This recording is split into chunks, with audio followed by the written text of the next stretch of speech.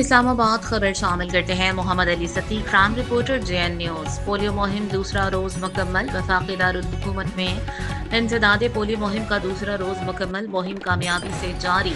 Additional deputy commissioner east Islamabad की जेर सदारत पोलियो मुहिम के दूसरे रोज का जायजा इजलास।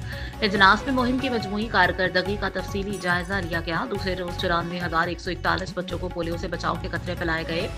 दूसरे रोज मजमूई तौर पर 206 इनकारी केसेज मौका पर हल किए गए। मुख्तलिफ तहसीलों और यूनियन काउंसिल्स में 20 से जायद मॉनिटर्स ने फील्ड सरगर्मियां अंजाम दी। इनकारी केसेस के हल की शरह बेहतर रही। मुतादिद केसेस मौका पर निपटा दिए गए।